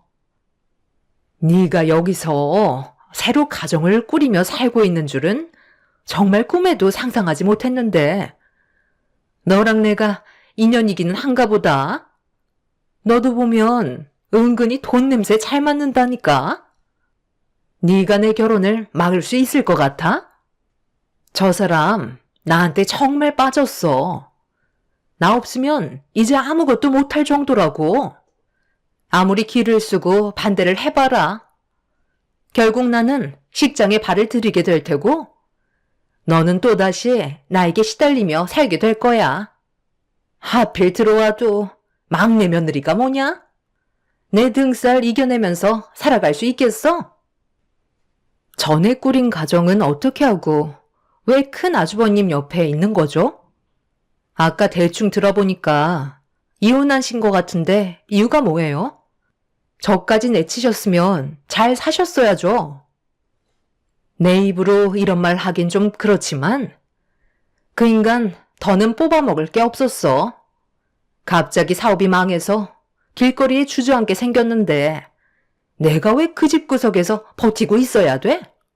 돈 보고 결혼한 건데 돈이 없으면 곁에 있을 필요가 없잖아. 그렇게 이혼을 하고 돈 많은 사람들 중에 건강도 약해서 힘없는 그런 사람 물색하다 보니까 골프장에서 내 눈에 딱 띈 사람이 있었지. 그게 바로 저 사람이야. 돈은 많은데 건강이 안 좋아서 누군가에게 의지는 해야 될 것 같고 내가 그 자리에 앉아서 비 맞춰주고 내가 원하는 걸 다 이룰 수 있는데 이것보다 좋은 건 없잖아. 그래서 저 사람을 선택한 거야. 나이가 먹으면 먹을수록 늙은이들은 젊은 여자를 원하기 마련이거든. 그게 남자의 본능이야. 저 사람은 10살이나 어린 나를 데리고 살아서 좋은 거고 나에게는 돈이 들어오니까 서로 윈윈 아니겠어? 예전처럼 서로 감정 싸움하지 말고 이번에는 잘 좀 지냈으면 좋겠네. 어찌됐든 여기서도 내가 제일 큰 형님이 되는 거잖아. 쓸데없는 행동 보이면 그때보다 더 큰 고통을 주게 만들 거니까 앞으로 조심하는 게 좋을 거야. 그리고 과거에 대해서는 입 다물고 살아. 어차피 너한테도 좋은 기억은 아니잖아. 네, 무슨 말인지 잘 알겠습니다. 정확하게 어떤 이유로 저희 큰형한테 접근했는지 확실하게 알 수 있었네요. 형 봤지? 괜히 형한테 접근한 게 아니라니까. 그 여자는 온 가족이 마당으로 모인 걸 보며 당황해하고 있었고 남편의 핸드폰에는 저희의 모습이 영상으로 고스란히 담겨 있었어요. 형님들이 마당에 영상통화로 남편에게 통화를 연결해 놓은 다음 집안에서 온 가족이 저와 그 여자가 나누던 대화를 전부 지켜보고 있었죠. 근 시숙은 얼굴이 붉어져선 그 여자에게 많이 실망했는지 화를 삭히지 못하고 있었어요. 전부 다 계획적인 접근이었다는 걸 알게 되면서부터 집안은 난리가 나고 말았죠. 그때는 저에게 힘이 없었지만 지금은 모두가 전부 제 편이었고 온전한 가정을 깨고 싶지 않았던 아주버님과 형님들은 그 여자를 집 밖으로 내쫓아 버렸습니다. 팔순이 넘으신 시모는 상당한 충격을 받으셨는지 자리로 돌아가 앉으셨고 그 여자는 큰 시숙의 옷깃을 잡으면서 오해라고 애원을 했지만 이미 모든 상황은 끝이 난 상태였어요. 자기가 계획했던 거와 다른 전개로 흘러가게 되자 결국 본성을 드러낸 그 여자는 저에게 달려와 인생에 도움이 안 된다면서 또다시 제 머리채를 잡아 버렸네요. 저는 아무런 저항도 하지 않았고 남편에게 경찰한테 전화를 해달라며 소송 걸어 처리하겠다고 하자 그 여자는 제 머리채를 잡고 있던 손을 급하게 놓더니 도망치기 시작하더라고요. 하지만 남편이 달려가 그 여자를 붙잡았고 뒤이어 경찰이 와서 조사를 받게 되자 충격적이게도 그 여자는 전과가 있는 사람이었습니다. 한마디로 꽃뱀이었던 거죠. 남의 돈만 뜯어먹고 잠적한다든지 사기를 치며 돌아다니다가 결국 또다시 잡히게 되었던 거네요. 저는 그 여자를 절대 용서하지 않았고 소송을 진행한 상태입니다. 사기 전가에 폭행 전가까지 더해졌으니 이번에도 감옥에서 몇 년 썩고 나오게 생겼네요. 조사 결과 큰 아주버님 말고도 꽤 많은 남자들이 그 여자에게 돈을 뜯긴 상태인 것 같아요. 추가적으로 형량이 늘어날 것 같습니다. 두 번 다시 그 여자와 마주치는 일이 없었으면 좋겠어요. 아마 지금도 자신이 뭘 잘못했는지 뉘우치지 못하고 있을 것 같네요. 세상의 암적인 존재가 사라졌으니 저희 가정에 앞으로 꽃길만 펼쳐졌으면 좋겠습니다. 제 사연 들어주신 분들, 사람 함부로 믿지 마시고 항상 조심하시길 바랄게요. 감사합니다. 안녕하세요. 저는 58살 나이에 대학병원에서 근무를 하고 있으며 한 집안의 가장으로서 열심히 살고 있는 남자입니다. 새로운 사람과 또 다른 인연을 만들고 그 인연을 좋은 관계로 유지하기 위해 마음에 들지 않거나 생각한 기준에 미치지 못해도 넓은 마음으로 받아들여주면 상대방도 그런 마음을 잘 알고 관계 유지에 신경을 많이 쓸 줄 알았습니다. 그래야 오랜 기간 모두가 행복한 삶을 살 수 있으니까요. 불행한 삶을 누가 원하겠어요. 그저 얼굴만 봐도 웃음이 나올 정도로 좋은 사람이 되려 노력했는데 모든 건 생각하는 대로 쉽게 이루어지지 않는 것 같습니다. 저희 딸은 음악을 전공하고 있고 사위는 사업을 운영하고 있습니다. 둘이 사랑해서 좋은 관계를 유지하고 있었고 그런 모습을 지켜보고 있던 저와 아내는 딸은 워낙 똑똑하고 처신을 잘하기 때문에 남자를 만나고 있다고 해도 크게 걱정되는 건 없었어요. 그만큼 딸을 믿고 있었으니까요. 부모가 믿어주지 않으면 누가 믿어주겠어요. 그래서 항상 잘하리라 생각했습니다. 그렇게 몇 년의 시간 동안 뒤에서 연애하는 모습을 묵묵히 지켜보니 어느새 결혼까지 시키게 되었고 무엇이든 땀 흘리며 열심히 하려는 사이의 모습이 듬직하고 자랑스러워 앞으로 행복하게 잘 살길 원했어요. 저에게도 정말 열심히 살겠다며 결혼 허락해줘서 고맙다고 몇 번을 찾아와서 비싸 보이는 음식들과 같이 먹을 수 있는 술까지 사가지고 와서 저희 집안의 한 가족으로서 살아가려고 열심히 하는 모습에 저도 마음이 열려 사위를 아들로 받아들이게 되었습니다. 그렇게 몇 년의 결혼 생활을 지켜보면서 둘이 행복하게 잘 사는 모습이 보기 좋았고 주위에서도 천생연분이라는 소리를 들을 정도로 정말 부부금슬이 좋았고 그만큼 가족들에게도 실망을 안겨주지 않았어요. 주말에 시집 뭐하러 왔어? 일도 바쁘면서 또 우리 딸이 집에 오고 싶다고 말한 겐가? 아닙니다. 제가 아버님과 같이 저녁 먹으며 술 한잔 하고 싶다고 혜원이에게 먼저 말했습니다. 시간 괜찮으시죠? 자네가 같이 밥 먹자고 하면 나야 좋지. 내가 마다할 이유가 뭐가 있겠나.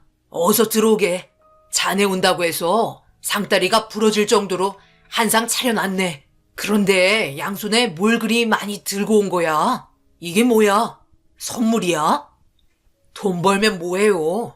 이럴 때 쓰라고 있는 거죠. 비싼 건 아니니까 부담 가지지 마시고 편히 입으세요. 아빠, 엄마 좋겠어요. 사이 하나 잘 만나서 좋은 옷도 선물 받고 다 내 덕인 줄 아시죠?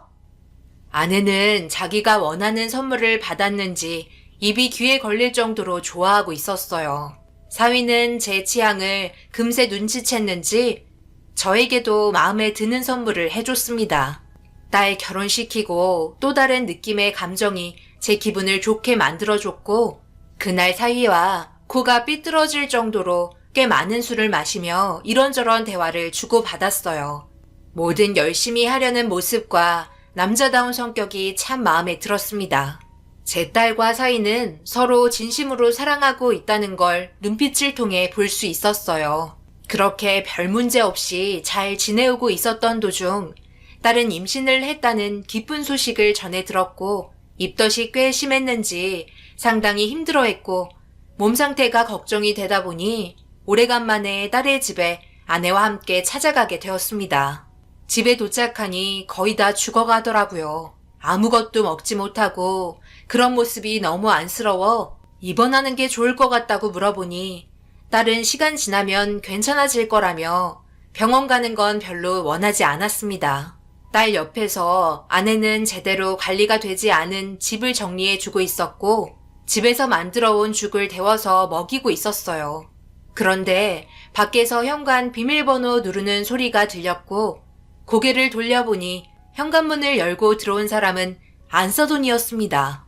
저희가 있다는 걸 알지 못했는지 당황스러워하는 눈빛으로 잠시 멈추었고 양손에는 보자기에 쌓여있는 음식들이 보였어요. 저희처럼 걱정이 돼서 왔는지 딸의 몸 상태를 물어보더라고요.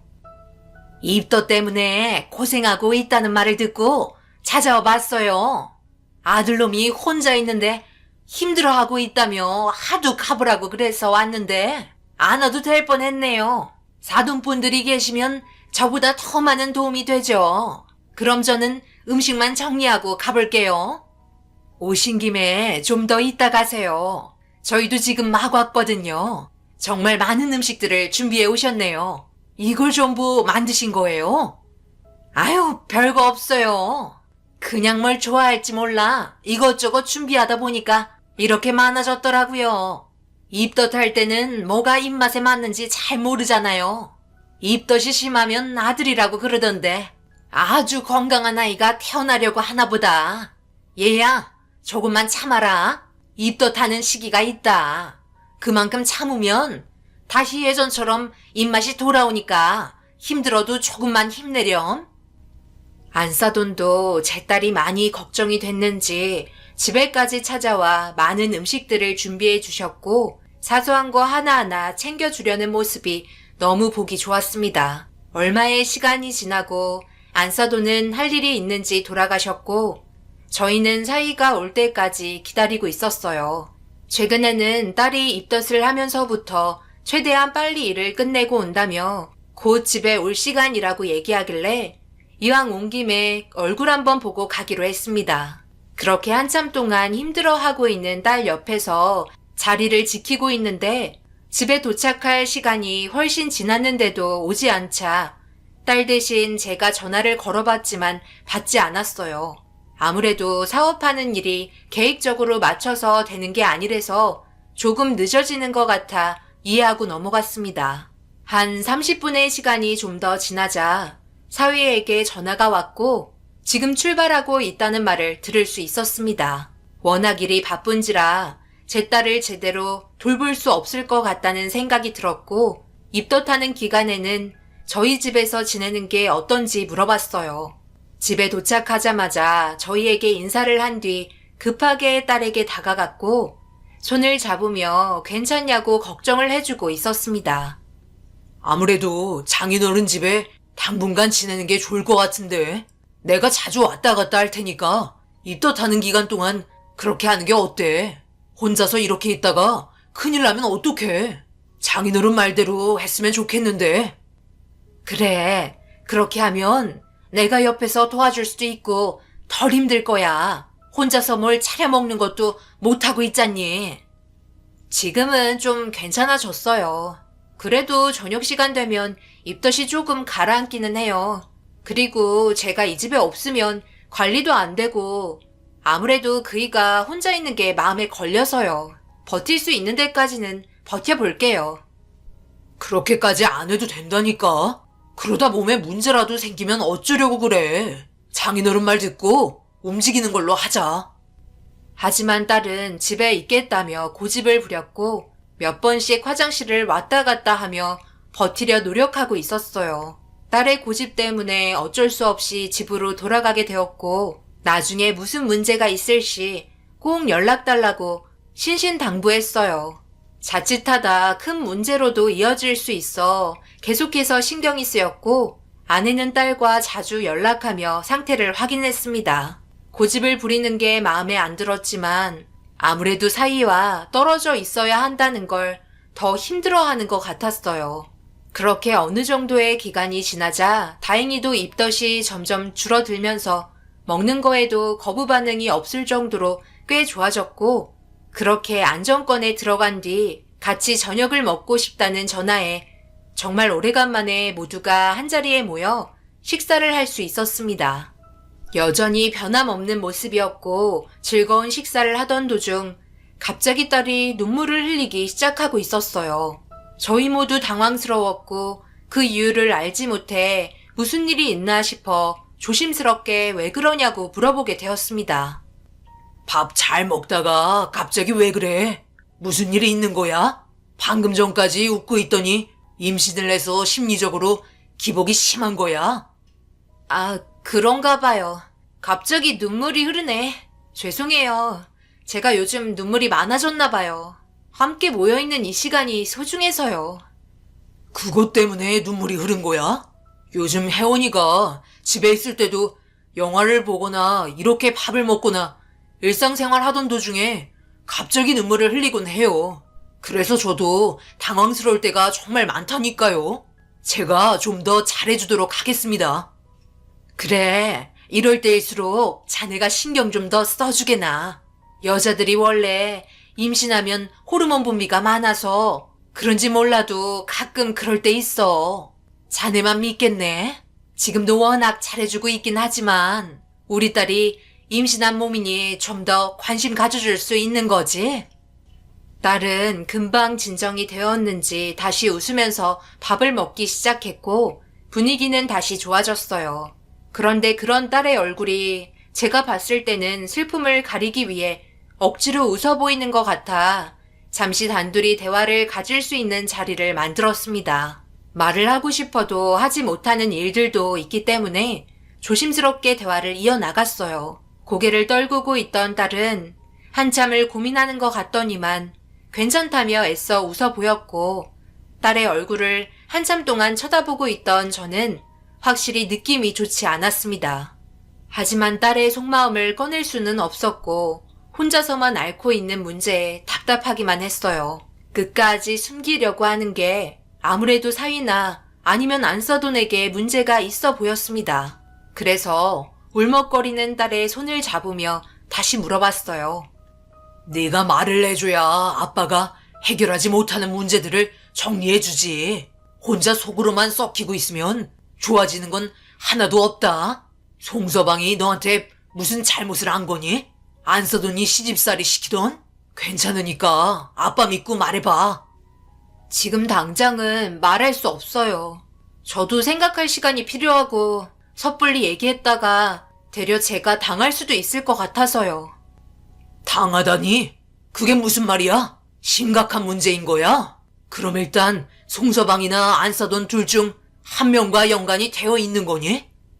딸은 제가 하는 질문에 대답을 하지 않았어요. 그저 고개만 떨구고 있을 뿐 입을 꾹 닫고 있었습니다. 어쩔 수 없이 딸이 말해주고 싶을 때까지 기다려줄 수밖에 없었습니다. 하지만 그때부터 저는 색안경을 끼게 되었고 사위의 행동들을 유심히 지켜보며 문제 삼을 만한 행동들을 하는지 의심이 되더라고요. 안사돈이야 따로 만날 수가 없으니 제 딸에게 어떤 행동을 하는지 알 수 없었고 모든 걸 확인할 수 없는 상황이 답답하기만 했습니다. 어느 정도의 시간이 흘러도 딸의 얼굴은 변함이 없다는 걸 확인하면서 저도 도저히 그냥 있을 수는 없어 심부름꾼을 고용해서 사위와 안사돈에게 사람을 붙였어요. 그렇게 며칠 간격으로 저에게 들어온 자료들을 살펴보며 동태를 살피기 시작했습니다. 각종 사진들과 녹음 내용들, 그리고 이동 동선 전부를 살펴보며 문제가 될 만한 행동들을 하는지 지켜보기 시작했어요. 그렇게 한참 동안 받은 자료들에는 딱히 잘못된 문제점들을 발견하지 못했고, 사위는 일과 집밖에 몰랐고, 안사돈은 집에 있다가 가끔 자기 볼일을 보거나 제 딸의 집에 찾아가는 것 외에는 딱히 눈에 띌 만한 행동을 하지 않아 제가 예민할지도 모른다고 생각하려던 찰나 문자 한 통 오는 소리가 들렸고, 그 사진 한 장은 충격적인 장면과 동시에 저를 너무 괴롭게 만들었어요. 핸드폰을 쥐고 있던 손은 부들부들 떨리기 시작했고 엄청난 분노가 차오르고 말았습니다. 횡단보도 건너편에서 딸이 한쪽 손은 허리를 움켜쥐고 다른 한쪽 손은 장바구니를 들고 있었는데, 길 반대편에서 사위와 안사돈과 의문의 여자가 함께 지나가고 있었고, 의문의 여자는 둘에게 팔짱을 끼고 있는 장면이었어요. 서로를 바라보며 웃고 있는 모습과 그걸 지켜보던 딸의 얼굴은 슬픔이 가득했습니다. 딸이 그동안 괴로워하고 갑자기 눈물을 흘리고 있었던 건 아무래도 사진 속 여자 때문에 그런 것 같았어요. 100% 바람이라고 확신할 수 있었고, 딸은 뱃속에 있는 아이 때문에 어떻게 해야 될지 혼자서 앓고 있었다는 걸 알 수 있었습니다. 그때부터 심부름꾼들에게 더 많은 돈을 지불하며 한시도 놓치지 않도록 감시를 붙였고, 모든 행동들은 전부 보고를 받았어요. 그렇게 알게 된 의문의 여자는 놀랍게도 딸이 살고 있는 신혼집 건물에 살고 있다는 걸 확인할 수 있었고, 그곳을 사위와 함께 들어가는 것도 확인하게 되었습니다.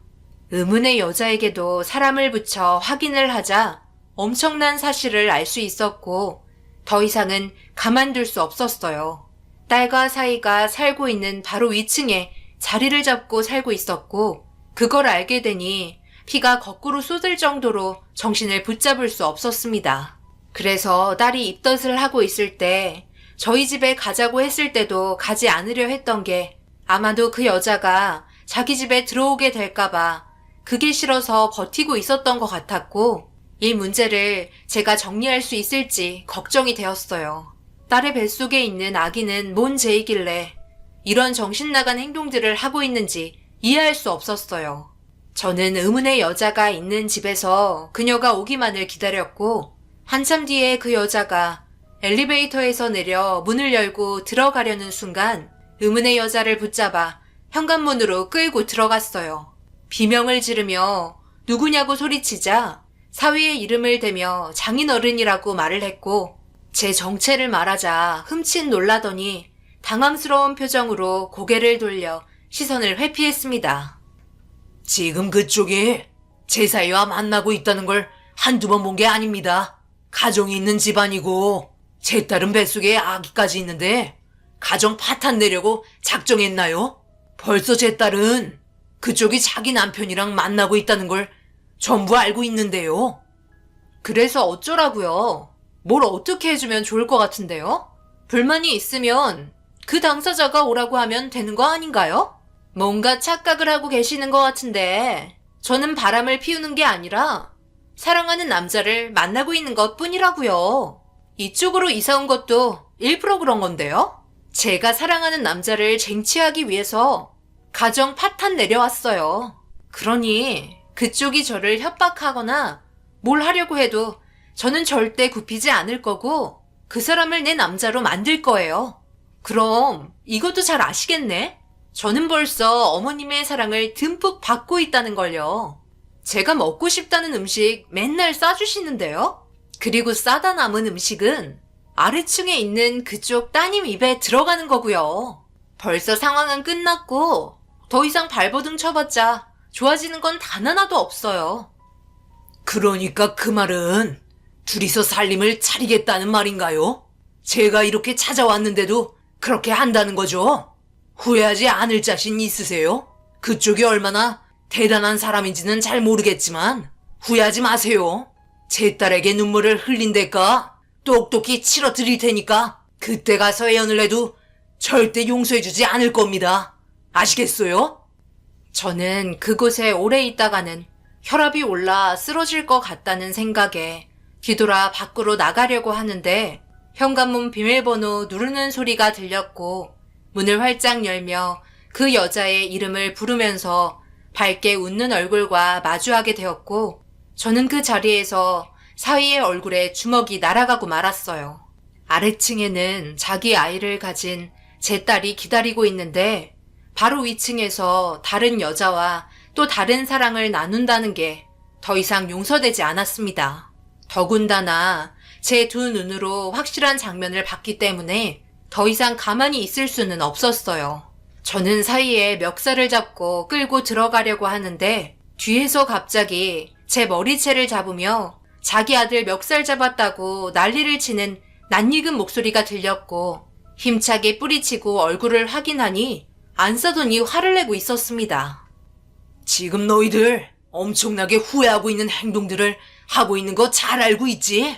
지금 이 상황 내가 두 눈으로 똑바로 확인했고 절대 용서하지 않을 거야. 알겠어? 감히 내 딸에게 불행을 안겨줘? 너희들이 그러고도 사람이야? 그럼 사람이지 동물이겠어? 왜 우리 아들 멱살을 잡고 그래? 사람이 살다 보면 마음이 바뀔 수도 있는 거지. 이혼하면 장땡인걸 이렇게까지 열내실 필요 있을까? 그래서 뭐 어쩌게? 소송이라도 걸게? 위자료? 어차피 서로 결혼한 지 얼마 되지도 않아서 위자료 얼마 되지도 않아. 간통 없어진 지가 언제인데 한 사람만 사랑하길 바라는 거야? 나도 내 남편 말고 연애하는 남자 따로 있어. 원래 다 그렇고 그렇게 사는 거지. 혼자 고결한 척 하지 마. 이렇게 된 마당에 제가 무슨 할 말이 있겠습니까? 저희 이혼하겠습니다. 그리고 태어난 아이에 대해서는 양육비 충분히 줄 테니까 걱정하지 말고요. 혜원이 데리고 올라올까요? 지금도 저 기다리고 있을 텐데 아버님도 여기 오셨으니 얼굴은 봐야 하지 않겠어요? 전화해서 올라오라고 하죠. 어차피 제가 이 여자와 만나고 있는 것도 다 알고 있는데요. 저는 더 이상 참을 수 없었어요. 사람이 이성을 잃게 되면 괴물이 된다는 걸 그때 알 수 있었고 사람도 아닌 그놈의 멱살을 잡고 패대기 쳤습니다. 그런데 갑자기 밖에서 사이렌 소리가 들리기 시작했고 아래층에서 웅성거리고 있는 소리에 눈을 돌려 급하게 내려가 보니 딸이 들것에 실려가고 있었어요. 너무 놀라 무슨 일이냐고 물어보자 딸의 구조 요청을 받고 출동했는지 확인을 해봐야 한다며 급하게 병원으로 향했습니다.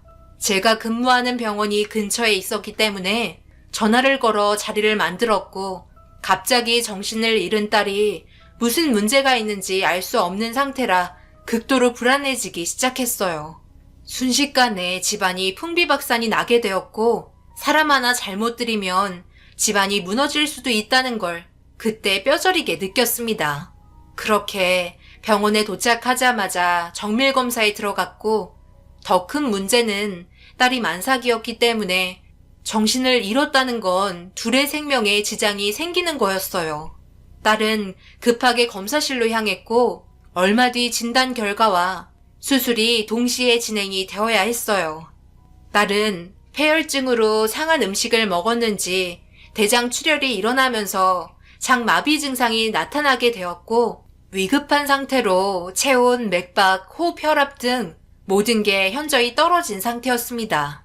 급하게 수술이 진행이 되면서 아이의 생명도 확신할 수 없을 정도로 위급했습니다. 저는 차마 딸의 수술을 담당할 수 없어 뒤에서 지켜보기로 했었고 모두가 수술을 하려고 준비하는 순간 엄청난 장면을 목격하고 말았어요. 원활한 수술을 위해 산부복을 들쳤는데 피부가 시퍼렇게 보이기 시작했고 이 문제는 세균이 혈류를 따라 돌아다니면서 혈압의 저하로 인해 신체 말달에 공급되는 혈액량이 현저하게 떨어지면서 딸의 배에 주변에 변화가 일어나고 있었습니다. 의사들 모두 충격에 휩싸였고 심각한 상태까지 왔다는 걸 알 수 있었어요. 자칫하다간 딸과 두 번 다시 만날 수 없을 정도로 긴박한 상황으로 인해 더 이상 볼 수 없어 원활한 수술 진행을 할 수 있게 비틀거리며 밖으로 나왔습니다. 급성 상태로 보이는 폐혈증이라고 쇼크가 동반이 되면 짧은 시간 내에 세상을 떠날 수 있을 정도로 매우 높은 수준까지 오게 된 상태였습니다. 제 딸을 수술하는 의사들을 믿고 맡길 수밖에 없었고 쉬지 않고 제발 살려달라고 애원했어요. 그렇게 대수술이 진행이 되었고 아내에게도 연락을 취해 딸의 상태를 알렸습니다. 병원에 오자마자 오열을 하며 힘들어하는 모습에 진정을 시켜주려 했지만 아내는 결국 딸이 위급하다는 상황 때문에 실신을 하고 말았어요. 얼마의 시간이 흘렀는지 오랜 수술 끝에 담당 의사가 걸어 나왔고 떨리는 목소리로 수술 결과에 대해서 물어보자 다행히도 수술은 잘 끝났지만 안타깝게도 아이는 세상을 떠나고 말았다며 고개를 숙인 채 힘든 몸을 이끌고 돌아갔습니다. 병실에 누워있는 딸은 한동안 정신을 차리지 못했고 아내는 곁을 지키고 있었어요. 도대체 뭘 먹었길래 이 지경까지 된 건지 알 수가 없어 딸의 집에 들어갔고 냉장고에 있던 음식들을 보니 안사돈이 만들어준 음식들 뿐이었습니다. 최근까지 먹었던 음식들과 비교하며 냉장고에 있던 똑같은 음식을 꺼냈고 안에 내용물을 확인해 보니 외관상 상해 보이지는 않았어요. 그렇다고 냄새가 역하거나 하지는 않았습니다. 하지만 음식들이 꽤 오래되었었는지 다른 음식들에서도 상한 냄새는 올라왔어요. 딸이 먹었던 간 쇠고기에서 폐혈증을 유발한 것 같았습니다. 이것 또한 안사돈에 지실 수도 있다는 생각 때문에 위층으로 달려 올라가 문을 두드리니 벌써 나가고 없는지 아무런 인기척도 없었고 심부름꾼에게 연락을 취해 행방을 알아보자 그놈들 집에 함께 있다는 걸 확인하고 급하게 차를 몰아 찾아갔어요. 가는 동안에 어떻게 하면 이 사람들에게 복수를 할 수 있을지 오만 생각을 다하며 제정신이 아닌 상태로 운전을 하게 되었고 도착하자마자 현관문을 두드리며 당장 나오라고 소리를 치자 그놈들은 밖에 저를 바라보며 나갈 수 없다는 듯 표정을 지었고 잠시 뒤 경찰이 찾아와 제가 더 이상 접근하지 못하게 막고 있었습니다. 상황을 설명해도 경찰분들은 저를 바라보고 있는 나쁜 놈들을 보호해주고 있었어요. 피해자는 저인데도 신고를 저놈들에게 먼저 받았으니 그건 나중에 법적으로 해결하라며 더 이상의 접근을 막았습니다. 분노가 오를 대로 오른 상태에서 결국 아무것도 하지 못하고 딸이 누워있는 병실로 돌아오게 되었고 정신을 차리지 못하고 있는 딸이 너무 불쌍했어요. 잘 살아보려고 결혼한 건데 이런 일들이 벌어지니 너무 마음이 안 좋았습니다. 그렇게 다음날 아침 딸이 눈을 뜨게 되었고 아이부터 찾기 시작했지만 하늘로 떠났다는 말에 입을 꾹 닫은 채 눈물을 흘리며 슬퍼하고 있었습니다. 그래도 서로 사랑하는 사이였는데 얼굴 한번 내밀지 않는 그놈이 너무 싫었어요. 결국 제가 법적으로 할 수 있는 건 그놈들을 상대로 이혼과 이자료 소송뿐이었고 음식에 관해서는 아무런 처벌도 내려줄 수가 없었습니다. 상하기 전에 만들어진 음식이었지만 방치된 지 오랜 시간이 지나 상하게 된 거라 그놈들의 짓이라고 판정이 나지 않았어요. 결국 이런 식으로 상황이 마무리되었고 더 이상 그놈들과 만나는 일이 없을 거라 생각하며 점점 회복하고 있는 딸을 돌보면서 새 출발할 수 있도록 옆에서 좋은 말만 해주었습니다. 딸도 임신을 하고 어느 정도 배가 불러왔을 때부터 알게 된 거였고 모두가 축복해주고 행복해하는 얼굴들을 보면서 실망시켜드리고 싶지 않아 말도 안 하고 혼자서 앓고 있었다며 죄송하다는 말을 꺼냈어요. 슬퍼하는 딸을 아무 말 없이 안아주었고 한참의 시간이 지나 태어날 수 있었습니다. 그렇게 모두가 과거의 일들을 잊으려 열심히 살면서 지내고 있는데 1년이 지난 시점에 저희 병원에 위급한 환자가 들어오고 있었어요. 엄청 심각해 보일 정도의 모습이었고 교통사고를 당했다며 상황을 전달받으며 얼굴을 확인하는데 충격적이게도 저희와 원수지간이었던 그놈들이었습니다. 급하게 수술을 해야 한다며 들어오는 걸 그 순간 저는 거부를 하게 되었고 4명을 수용할 수 있는 수술실이 마련이 되지 않았기 때문에 다른 병원으로 가라고 지시를 내렸습니다. 지금 당장 수술하지 않으면 정말 큰일 난다고 했지만 저는 받아줄 수가 없었고 결국 그놈들은 다른 병원을 찾아가게 되었어요.